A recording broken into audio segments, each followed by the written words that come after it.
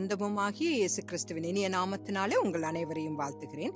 இன்று இந்த சந்ததியும் கடைசி காலமும் என்ற தலைப்பில் நாம் தியானிக்கலாம். ஆதியாகமம் 2வது அதிகாரம் 16-17 வசனங்கள்.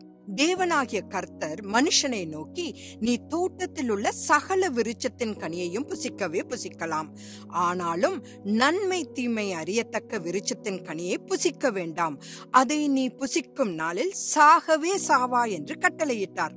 ஆதாம் மற்றும் ஏவாள் தடை செய்யப்பட்ட கனியை புசித்த நாளில் அவர்களுக்குள் இருந்த நித்திய ஜீவன் மரித்ததால் வீழ்ந்து போன மனுக்குலம் 1000 ஆண்டுகள் அல்லது அதற்கு மேல் வாழ முடியவில்லை.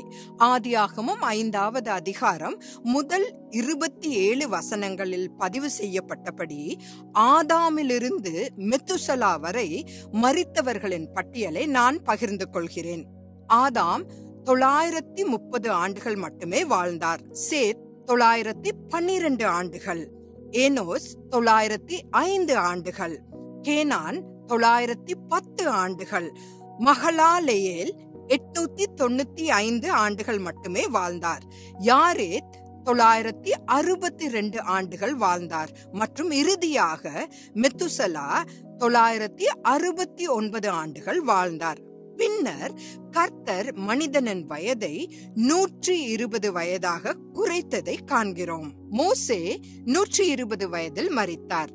ஆகவே தேவன் வழங்கிய நித்தியம் 1000 ஆண்டுகளுக்கும் குறைவாகவும் பின்னர் 120 ஆகவும் குறைக்கப்பட்டது. மேலும் மோசே எழுதிய சங்கீதம் 90:10 படி கர்த்தர் மீண்டும் ஆயுட்காலத்தை 70 80 ஆண்டுகளாக குறைத்திருப்பதை காண்கிறோம். இது இப்போது ஒரு தலைமுறையாக கருதப்படுகிறது.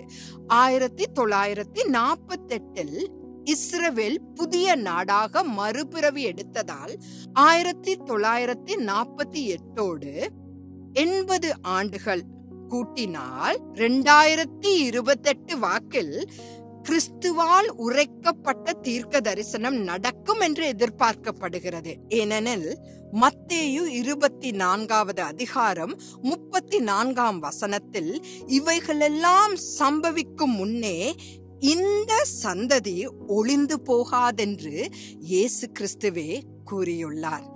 தேவ சித்தமாயின் நாளை சந்திக்கலாம். ஆமேன்.